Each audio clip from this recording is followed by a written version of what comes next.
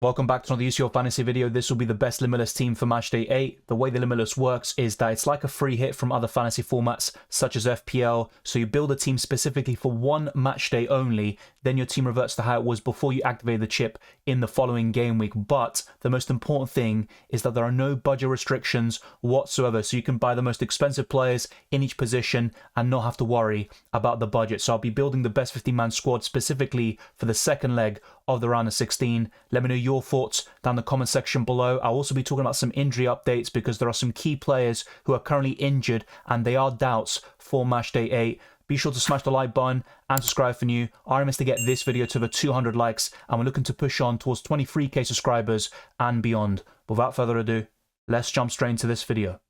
It surprised me when I saw that Bayern Munich had one of the best defensive records in terms of underlying numbers. Their expected goals conceded is right at the bottom in terms of the top 5 European leagues, but they've still been conceding goals and they don't look that solid defensively. Some of their defenders are making some big mistakes. Superman Kano getting red cards in consecutive games. He is suspended for Matchday 8. He's the only player to actually be suspended, and it's only a one-game ban, even though it was a direct red card. But Manuel Neuer, for me, is still a good goalkeeper option. He can give you 3-4 points at the very least, and when Bayern Munich keep clean sheets, he can give you those 7 pointers, which is quite rare for a goalkeeper. He is very expensive. On a wild card, I'd be less keen on him, but he's still a good option there. And with your normal transfers and on the Limitless against Lazio at home, I would back Bayern Munich for a clean sheet in this fixture. So I have gone for one of the best goalkeepers of all time. Now, the second goalkeeper is someone I talked about in the best wildcard video. He offers tremendous value right now, and based on the fixture, a chance of a clean sheet is possible, and that is Lunin, who got 9 points in matchday 7, and he also averages 7.3 points per match day, the most of any goalkeeper by some distance. I like Jan Sommer, but away to Atletico Madrid, I wouldn't recommend him for this match day specifically. You've also got David Raya at home to Porto. He's a good alternative. Ederson goes without saying against Copenhagen. I think those two, alongside Neuer and Lunin, are the 4 best goalkeepers for match day 8. And if I had to pick, these are the 2 I'd go for. Let me know if you disagree down in the comment section below.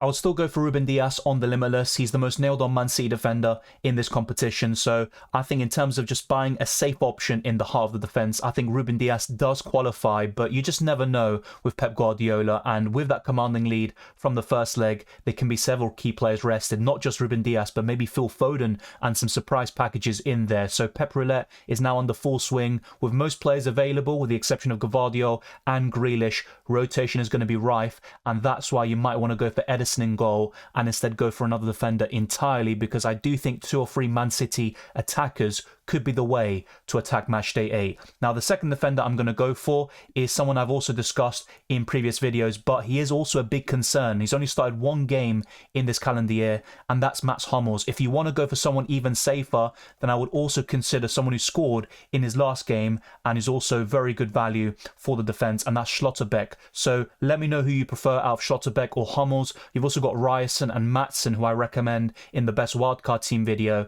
But in terms of safe Borussia Dortmund defenders, Schlotterbeck might be the one over Mats Hummels. But it's worth saying that Hummels, obviously a legend of the game arguably as well, he's got a lot of ball recovery potential. He's got the most of any player and the most points of any UCL fantasy defender. Now, the third defender I'm going to go for is someone who also is right up there in terms of ball recovery points. He's got 60 for the season, only behind Mats Hummels, and that's Kim Min-jae. I still would recommend him on the Limitless. I know some of you might gravitate towards Alphonso Davies or more exciting picks, but Kim Min-jae can give you ball recovery points. The attacking threat is quite minimal, I do admit that, but a clean sheet and let's say 6 ball recovery points gives you a very solid score of 8+, and Kim Min-jae is certainly capable of that. He produced 6 points in matchday 7, despite Bayern Munich conceding to Lazio and losing the game. So that goes to show how good of an option Kim Min-jae is, and I think he's definitely worth it. Now, the fourth defender is someone who has a lot of attacking potential on paper. He hasn't really shown it this season,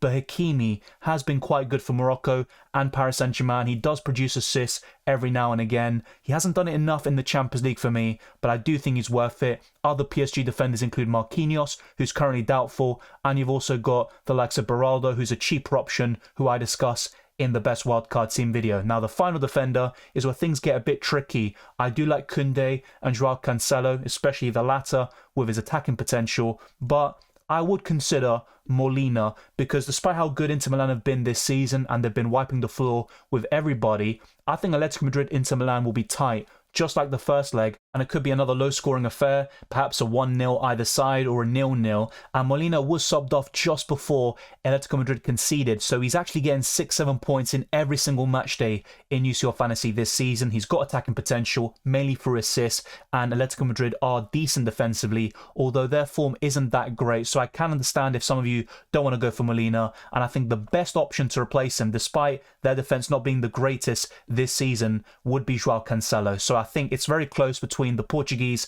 and the Argentine. I'd maybe favour Cancelo just a little bit more because of how good he's been in UCL Fantasy, not just this season, but in the last couple of campaigns as well. So there's a few things to iron out with this defence. Of course, let's wait and see what happens over the weekend because more injuries could happen. But I think this defensive line offers you stability, also clean sheet potential, and also a lot of avenues for points from ball recoveries to assists and goals. As I mentioned earlier, Phil Foden could be rested in Matchday 8 because they already have a commanding lead. They face Manchester United this weekend, then it's Liverpool away, and with Copenhagen sandwiched in between, it's very risky with any Man City asset you go for. But having said that, it's not just Phil Foden who makes the midfield, but also Kevin De Bruyne, who got a 13-point haul in Matchday 7 in his only Champions League appearance of the season. And if these two start, Foden and De Bruyne are must-haves on the Limitless for Matchday 8. And I've currently got both of them in my own team selection. Find out what my plans are with my free transfers in that video. And of course, in the deadline stream, I'll be confirming my team, locking it in, and answering all your questions. But this is not the only double up I'm going for in the midfield. I'm also going for Arsenal and Bukayo Saka, who is one of the best midfielders in this competition. If Arsenal progress to the quarterfinals, I think Saka is a must-have on the wildcard and the Limitless. He's a great option by all accounts. But one player I would consider only on the Limitless is Martin Odegaard, who has been incredible since December. Everything is going through him. He's dropping deep to build up, and he's also creating a lot of chances. He's been robbed of many assists, but Odegaard on his day is unplayable. And if Odegaard plays well, Arsenal have a great chance of winning the game, and that's been the case in all the Premier League matches recently. 6 wins in a row. They're the most informed team in the Premier League, although Man City's unbeaten run stems 17 games back from their last defeat against Aston Villa in early December. But I think these two double-ups in the midfield could be very profitable, and the final midfielder would be Jude Bellingham. But you can also not forget the likes of Musiala, who could be a great option against Lazio. At the time of this recording, Sane, Coman and Gnabry are all currently injured, so that could be a concern there. They've all got different issues. It could only be a couple of days in some cases, or a week, so they are doubts for Matchday 8. But let's wait and see if they start over the weekend for Bayern Munich, and they could also feature in this midfield, potentially over Martin Odegaard. And like I said with the two Man City players,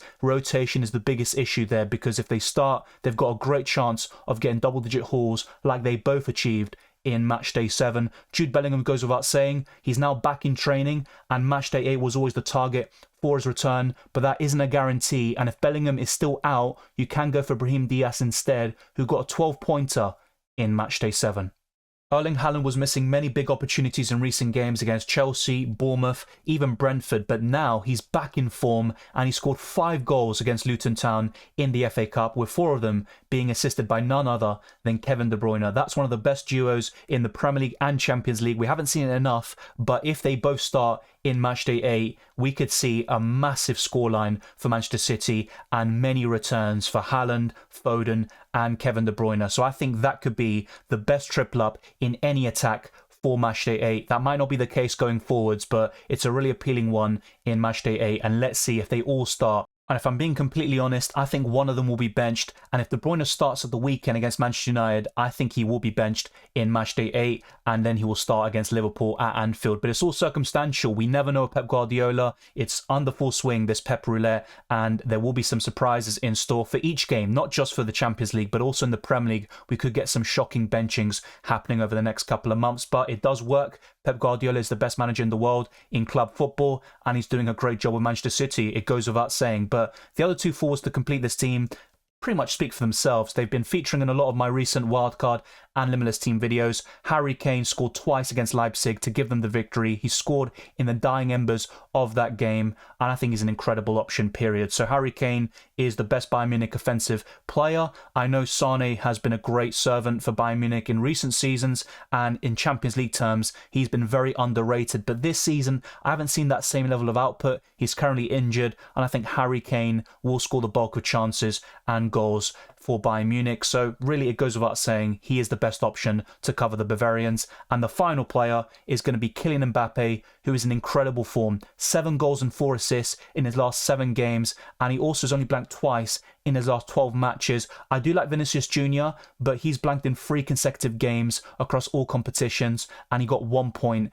in Matchday 7. Leipzig is a tougher opponent than Real Sociedad at this moment in time, because Real Sociedad have 1 victory in the last 8 games across all competitions. So it's a perfect time for Mbappe to play them, and he could get yet another goal against the Spanish outfit. So this 50-man squad speaks for itself. The fixtures are also very appealing. Most of them are at home, and actually, in fact, only Hakimi is away. Everyone else has a home fixture, and that boosts the appeal and also the ceiling of this Limitless team tenfold. You don't even need to go for Hakimi. You can go for Molina instead. There are plenty of alternatives in each position. So in goal, you can go for Raya or Ederson if you don't want one of Neuer or Lunin. In the defence, there's Hummels, Ryerson, Maatsen, also Di Lorenzo, Koundé, Gabriel. You could also go for Marquinhos, but he's currently doubtful, so just wait for more updates and let's see if he starts over the weekend. If he's still a doubt for Matchday 8, you can just stick with Hakimi. That's absolutely fine. In the midfield, I'd consider Musiala, Galeno. You can also go for Bernardo Silva, Rodri, Xavi Simons.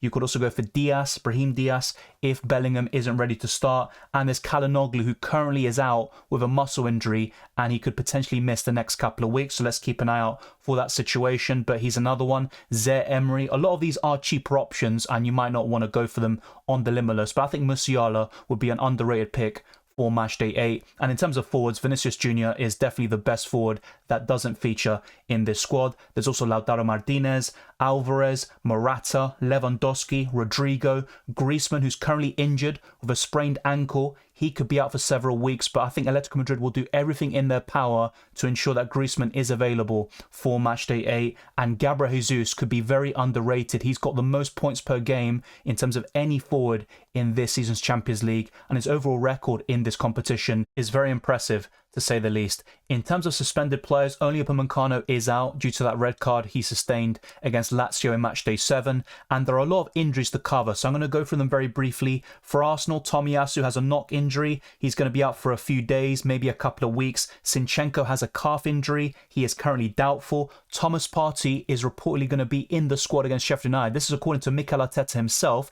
Let's see if Partey sustains any injuries over the weekend, because he's picked up so many problems over the years, but he should be in the squad against Sheffield United, and as a result, he should be in the squad in the following week against Porto for Matchday 8, and that is massive. The same goes for Timber. He is in training, recovering from a knee injury, which he sustained all the way back at the beginning of the season, and he could be out until April. It's still going to take some time for him to be ready for matches, but he has been doing team training for some time now, and that is another massive boost for Arsenal. Bayern Munich have so many injury problems. I mentioned Sane, Gnabry, Coman earlier, also Mazzari, Sasha Bowie, and that's why Kimmich played as a right back in the last Bundesliga game against Leipzig. You've also got other injuries there for Bayern Munich, which aren't too relevant in UCL Fantasy. PSV currently have 2 injuries to Gustil and also to Lang. Real Madrid have plenty of injury problems, but Bellingham is now back in training. Joselu has an ankle injury and he could be out until the end of March. Eder Militao has an ACL injury and he's reportedly going to return at the end of April. Then there's Courtois, who also has an ACL injury. He's back in training, but I don't think he'll be in contention to start anytime soon. Napoli have 2 injury problems, which aren't really too relevant. Real Sociedad have a lot of injury problems. Munoz, who I mentioned heading into Matchday 7, he is out for the rest of the season due to an ACL problem. There's also Carlos Fernandez, Martin Mercalans, Alvaro Odriozola, and one more in Aritz Elostondo. In terms of Inter Milan, they've got Fratesi, who's currently out due to a muscle injury. He's currently doubtful. Calhanoglu could be out until mid-March with a muscle injury. Then you've got Sensi, ankle injury. Marcus Thuram, who's also another one I've covered a lot in this season's UCL Fantasy. He's got an Achilles tendon problem and he's going to be out until late March. Then you've got Acerbi and Cuadrado, who are going to be out until mid-March. Atletico Madrid have Griezmann, who's currently out until mid-March with a sprained ankle. Maybe that will change. You've got Jimenez from Uruguay with a muscle injury, Azpilicueta until mid-April, and Thomas Lemar also out for a couple of weeks. Then you've got Lazio missing Patric and Ravella. Borussia Dortmund have Bamba currently out. Kobel could be missing the rest of March with a groin injury. Then you've got Sebastian Haller, who's going to miss probably a few weeks of action, maybe up until late April. Then you've got Nemecha with a hip injury. He should be back in a couple of days. Then you have Paris Saint-Germain, who have Marquinhos currently doubtful with a calf injury. Kazawa has a back problem. Skriniar's got an ankle injury, and he could be out until, well, a couple of weeks maybe, perhaps even a couple of days. I think he will be available for Matchday 8. Then you've got Sergio Rico with a head injury, and Kimpembe with an Achilles tendon out until early March. Manchester City only have 2 injury problems in Grealish, who actually started for the first time in a while against Luton Town, and he was injured in the first half and he came off and he was visibly frustrated. Then you've got Gvardiol with an ankle problem and he should be out for a couple of weeks. Then you've got RB Leipzig with Poulsen and Klosterman, who are currently injured. Barcelona have 3 injury problems in Ferran Torres, Alex Balde and Marcos Alonso. And finally, FC Porto have a few injury problems in Sanusi, who is out for the season. Taremi should be out for a couple of weeks. He might be able to feature against Arsenal in the second leg. And then there's Marcano and Gabriel Veron, who are currently injured as well. Of course, more can happen over the weekend, and I'll keep you updated in the comment section and also in future videos such as the team selection and the deadline stream on Tuesday. Be sure not to miss it so you are up to date with everything you need to know for UCL Fantasy ahead of Matchday 8 and the upcoming deadline. And in terms of the captaincy, very similar to what I talked about in the best wildcard team. So if we sort this out by date, on the 5th of March, it'd be very close actually, but I would go for Harry Kane with the home advantage over Mbappe. And I mentioned this in the reverse fixture where I talked about Mbappe potentially being a better captaincy option than Harry Kane. Well, this time round, I'm going for the Englishman, and I think he's the best captaincy option on the Tuesday. On the Wednesday, it depends on who starts, of course. If they all do, Erling Haaland's my favourite, but I would definitely consider Foden or De Bruyne, especially if the Norwegian is rested. Then in the following week, on the 12th of March, I would go for Bukayo Saka as the best captaincy option against Porto. And on the 13th of March, that's where things are a bit trickier. We only have Schlotterbeck, Hummels, whoever you go for in the defensive line. So he pretty much is the only option to cover the 13th of March. Let me know your thoughts down in the comment section below in terms of the captaincy, also the best players on the Limitless, on the wildcard, wherever it may be. Thank you very much for watching this video. If you enjoyed it or found it useful, then be sure to smash the like button and subscribe if you're new. Let's try to get this video to over 200 likes, and let's keep on pushing towards 23k subscribers and beyond. You can follow me on Twitter and Instagram, DylanRCM, and check all the links in the description below for the Patreon, Championships Discord server, the UCL Fantasy League, and Draft Hound. All of that is there. I wish you all the best of luck for Matchday 8 and the rest of the season, and I'll see you next time.